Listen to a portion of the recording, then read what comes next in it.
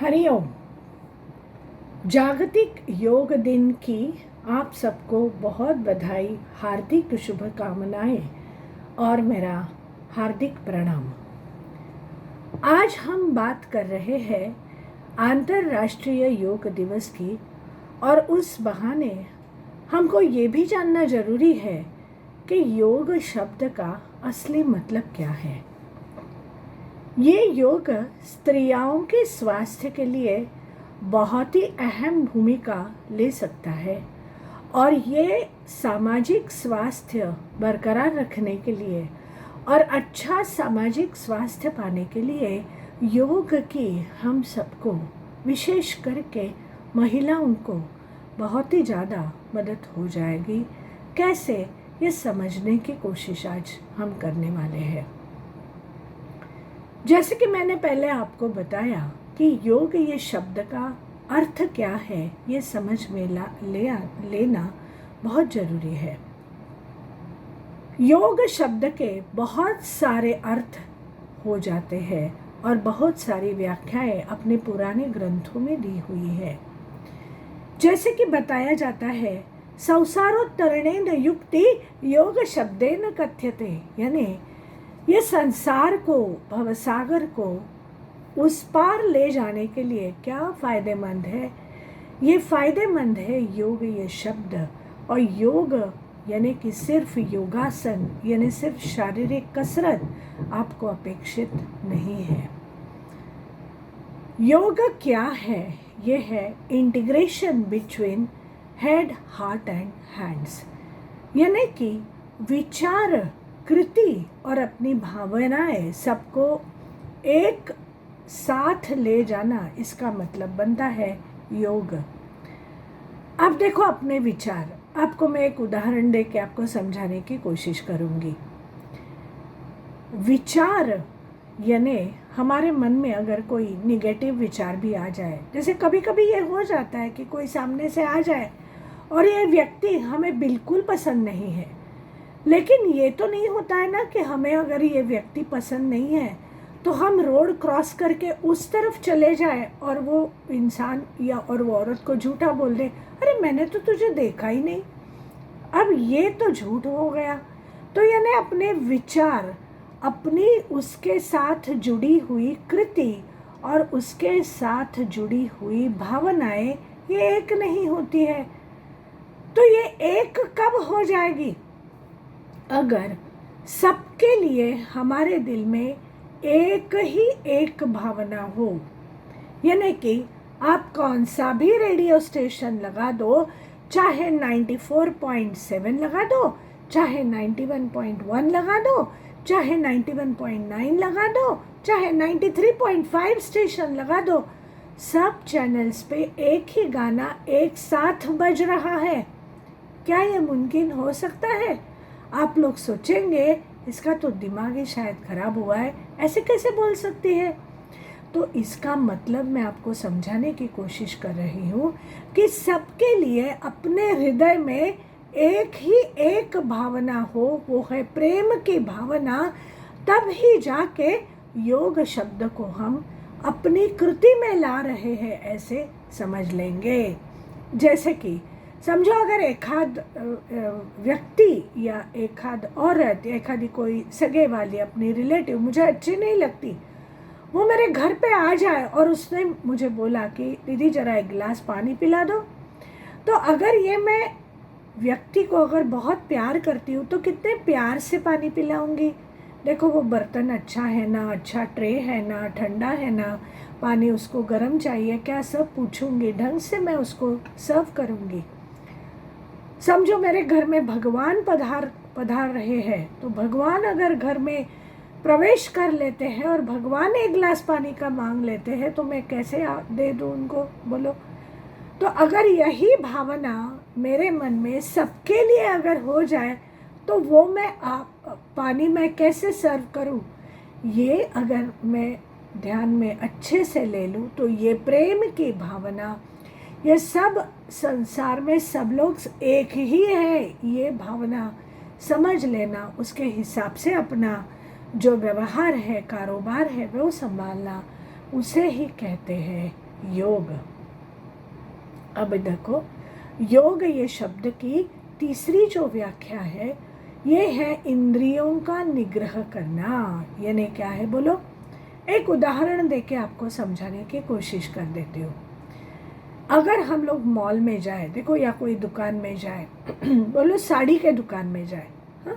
और अगर वो साड़ी खरीदना चाहे, एक साड़ी तो मेरे दिल को बहुत ही ज़्यादा पसंद आ जाती है, और अगर वो साड़ी लेने की कोशिश मैं करती हूँ, तब मुझे मेरे हस्बैंड जो है वो मुझे बोल देते हैं, इतनी तो साड़ियाँ अलमारी में पड़ी है, अब और एक लेने की क्या ज़रूरत है?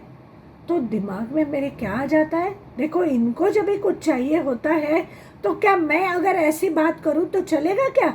गुस्सा तो आएगा ही ना। अब गुस्सा आता है, घर में मैं चली जाती हूँ, वापस जाती हूँ बगैर साड़ी खरीदे, लेकिन दिमाग में क्या होता है? वही का वही विचार चालू रहता है। वो विचार से क्या होता है? ध्यायतो विषयान् पुंसः संगस्तो शुपजायते, संगात संजायते कामः, कामात् क्रोधो भी जायते, क्रोधात् भवति सम्मोहः। ये सब भगवत गीता है भाई, और ये इतना अच्छे से समझा रहे हैं अपने को। वो बोल रहे हैं, अगर सम्मोह आपके मन में जाग जाता है, सम्मोह से क्या होता है? सब सत्यानाश हो जाता है, स्मृति विभ्रम हो जाता है, क्रोध की भावना जाग उठती है। और देखो, हमारे मन में अगर ये सब जाग उठता है कि क्या हम शरीर से, मन से तंदुरुस्त रहेंगे? बिल्कुल नहीं। यानी कि इंद्रियों का निग्रह सीखना यही योग है। कितनी सुंदर व्याख्या है, देखो। अब ये इंद्रियों का निग्रह कहाँ कहाँ काम आएगा बोलो? आंखें जो है वो है दूसरों के दोष देखने के लिए नहीं है, खुद के अंदर झांकने के लिए आंखें हैं। हो गया ना इंद्रियों का निग्रह। जो इंद्रियों से जो काम करना अपेक्षित नहीं है, हम काम वही इंद्रियों से गलत काम कराने में जुड़े रहते हैं, और इसलिए सारी की सारी प्रॉब्लम्स खड़ी हो जाती है। आपको मैं उदाहरण देख के समझाती हूँ। क्या अगर मेरे दिल में, दिमाग में, अगर आँख में दूसरों के दोष ही दोष नज़र आ रहे हैं, तो उसकी परिणति क्या होगी बोलो? वो इंसान के लिए मेरे दिल में गुस्सा ही गुस्सा रहेगा। अगर मेरे दिल में, दिमाग में गुस्सा ही गुस्सा है, तो क्या मैं सामाजिक तौर पे वो इंसान या वो औरत के साथ अच्छे से जुड़ पाऊंगी? योग यानी जुड़ना है भाई। योग यानी शारीरिक कसरत सिर्फ नहीं है।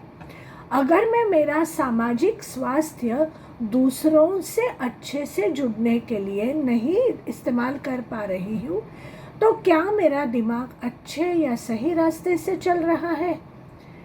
देखो, ये जरूरी नहीं है कि हम मौन में ही पड़े रहे, और ये भी जरूरी नहीं कि हम ज़्यादा ही पक पक पक करते रहे।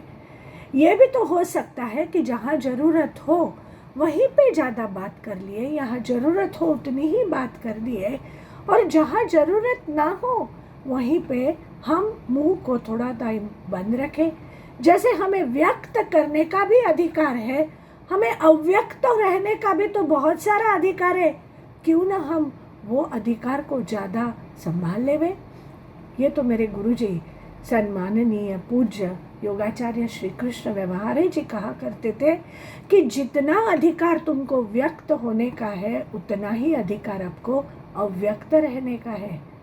अब हमारे अंदर का जो परमात्मा है, क्या वो व्यक्त स्वरूप में हमेशा दिखता है? नहीं भाई, उसको ढूंढने की कोशिश करते रहना, इसी का मतलब बनता है योग।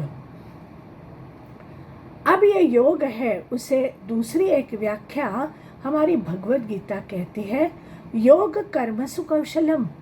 अब ये कर्मसु कौशलम क्या है? आप बोलेंगे, अरे मैं तो अच्छी खासी गृहिणी हूँ, आपको क्या बताऊँ दीदी, मेरे घर में मैं कितना भी अच्छा खाना पकाऊँ, फिर भी मेरे घर वालों को वो खाना अच्छा ही नहीं लगता है, कहीं ना कहीं उसमें दोष निकालते ही रहते हैं। अब देखो, आपका काम क्या है? खाना बनाना, खाना परोसना। अच्छे से सबकी सेवा में लगे रहना। अगर ऐसे आपको लगता है तो वो सेवा, वो परमेश्वर की सेवा है समझ के करते रहना। नेकी कर और दरिया में डाल, कहते ही है ना, रात गई बात गई। आप अगर अच्छा काम किसी के लिए कर भी रहे हैं और आपको वो अच्छे काम के लिए कोई सर्टिफिकेट नहीं दे रहा है, ना आपकी प्रशंसा हो रही है, ना तो कोई आपकी सराहना हो रही है, तो ठीक है। ये जरूरी नहीं कि आपको अप्रिसिएशन ही मिलता रहे। जैसे आप भगवान की सेवा कर रहे हैं, ये समझ के आप कर्म योग आपका करते रहना। योग शब्द जुड़ा है उसमें, यानी काम करते रहो लेकिन उसके फल की अपेक्षा नहीं करना। भाई ये कैसे हो सकता है? जब भगवान बोल रहे हैं गीता में तो विश्वास करेंगे, आगे निकल जाएंगे। सद्गुरु तो हमारे साथ में है ही ना कहीं आपके किए हुए अच्छे काम का एप्रिसिएशन हो रहा है, आपको उसका फल मिल जाएगा। वो फल ये जरूरी नहीं कि उसी टाइम उसी वक्त मिल जाएगा, उसी टाइप से मिल जाएगा कि जैसे आप चाहते हो, ये नहीं हो सकता है। लेकिन नहीं भी मिले तो भी आपको काम करते रहना है, बड़ी खुशी से करते रहना है, बड़े आनंद से करते रहना है, क्योंकि आपका मूल जो आप बोलते हैं अंतर्यामी जो आप है वो कैसे है? सत चित आनंद स्वरूप है। आप तो बोलेंगे ये तो मैडम कुछ भी बोलने लगी। हमारा स्वरूप अगर सच्चित आनंद है तो हमको दुनिया में सारी चीज़ें बुरी क्यों नजर आती है? क्योंकि हमारा जो ये अच्छा स्वरूप है, स्वरूप है, उसको हम ढांक लेते हैं। इसे ही योग परिभाषा में हमारे उपनिषदों ने बहुत अच्छे ढंग से बोला है। हमारे उपनिषद बोलते हैं, ओम हिरण्मयेन पात्रेण सत्यशापि विहितम मुखम तत्वम पूषन्नप्पा वृणु सत्य धर्माय दृष्टये। ईशावास्य उपनिषद ये कहता है कि हे भगवान, हमें हमारा खुद का अच्छा रूप देखने की ताकत दे दो। ये नहीं, ये प्रार्थना हम भगवान से कर रहे हैं, ये हम सूर्य से कह रहे हैं कि हमें हमारा तेज जो है खुद समझने की ताकत दे दो। और वो हमें समझ में नहीं आ रहा है, क्यों? क्योंकि हम उसको ढाके रखे हैं। जैसे घर में बर्तन मांजते हैं ना, हर टाइम घर में अगर कोई बर्तन मैं साफ कर रही हूँ ना, तो ये मुझे बहुत अच्छे से रोज याद आता है जो मेरे गुरु समझाते थे कि अपना जो ये मन का बर्तन है ना, उसको घासना शुरू कर देंगे, घिसना शुरू कर देंगे। ये घिसेंगे अच्छी तरह से क्या होगा? उसके ऊपर जो मैला आया है ना, उसकी चमक जो असली है, जो निकल गई है ना, वो आप उसको लौटा देंगे।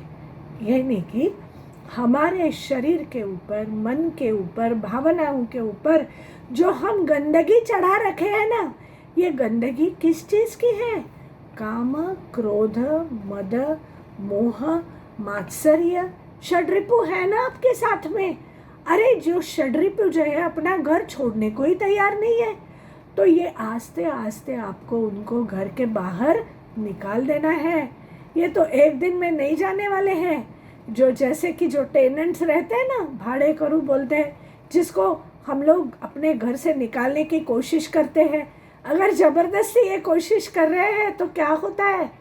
ये लोग निकलते नहीं है, उल्टा ज़बरदस्ती का कोर्ट कचहरी का मामला बन जाता है। तो उससे अच्छा है ये जो दोष है ना, उनसे थोड़ी दोस्ती कर ले। ये दोस्ती करने से क्या होगा? हमारा सामाजिक स्वास्थ्य जो है ना, अच्छे से हम निभा पाएंगे, अच्छे से घुल मिल पाएंगे। एक समाज में अपनी प्रतिमा हो सकेगी कि हाँ, ये तो किसी का बुरा नहीं सोचती, ये तो किसी के बारे में बुरा नहीं बोलती, ये किसी के अंदर किसी के दोष देखती ही नहीं है, इसको तो सब अच्छे ही नजर आते हैं, ये तो ये क्यों बुरी होगी? देखो, ये प्रशंसा आपकी एक दिन में नहीं होने वाली।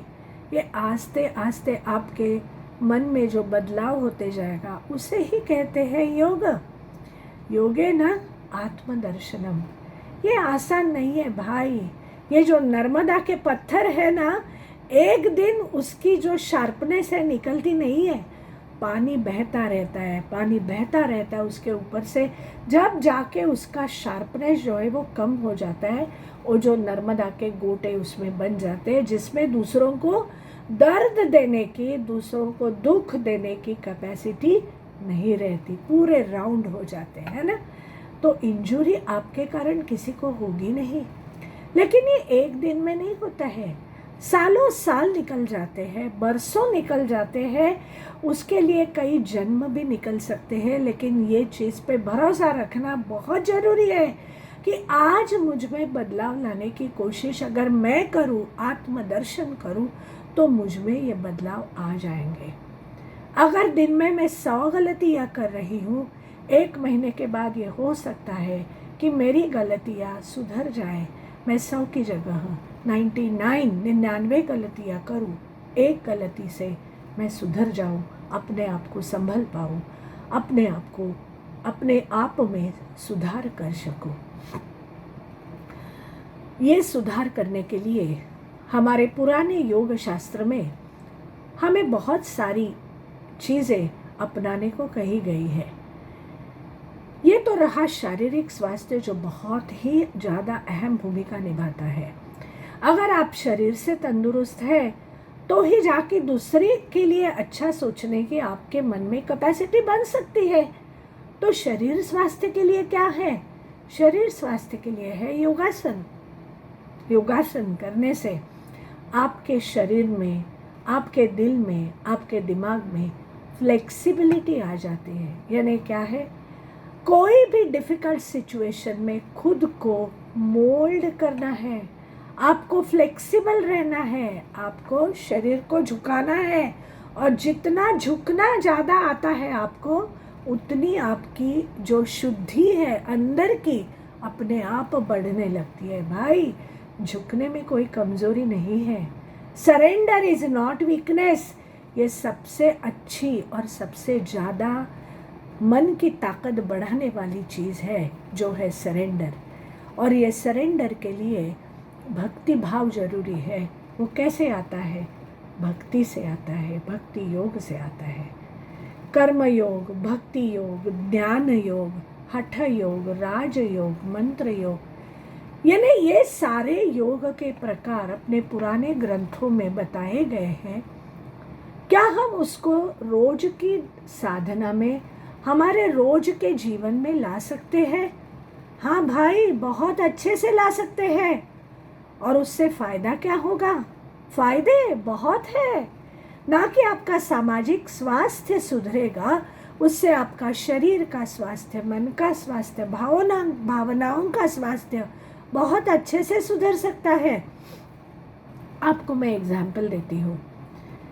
जब आप गुस्सा होते हैं तब आपके शरीर में एक हाइपोथैलेमस नाम की ब्रेन में ग्रंथि होती है, वो बहुत उत्तेजित हो जाती है। क्यों? क्योंकि भावनाओं के नियंत्रण का सबसे अहम केंद्र जो वो है। तो ये हाइपोथैलेमस उद्दीपित होने से क्या होता है? हाइपोथैलेमस पिट्यूटरी नाम की एक अंतस्रावी ग्रंथि को नियंत्रित करता है, जिसके कारण आपकी रक्त की शर्करा यानी शुगर आपकी, फिर आपका ब्लड प्रेशर, फिर आपके शरीर का मेटाबॉलिक रेट, यानी आप मोटे हो या आप दुबले हो, आप कितना खाएंगे, आप कितने छोटे खाने से आप मतलब समाधान आपको मिल जाएगा, आप हैप्पी हो जाएंगे कि कम खाने से भी आप संतुष्ट हो जाते हैं। ये सारी चीज़ें ये हाइपोथैलेमस और पिट्यूटरी ये सब तय करते हैं। तो ये एक बार पिट्यूटरी से निर्माण होने वाले अंतस्राव यानी कि संप्रेरक, उसमें अगर डिस्टरबेंस आ जाए तो क्या हो जाता है? तो ये डिस्टरबेंस के कारण आपको डायबिटीज़ हो सकता है, आपको हाई ब्लड प्रेशर हो सकता है, आपको एसिडिटी हो जाती है, फिर आपका शरीर का हार्मोन का संतुलन बिगड़ जाने से मोटापा बढ़ सकता है। इतना ही नहीं, मासिक धर्म समस्याएं बढ़ सकती है।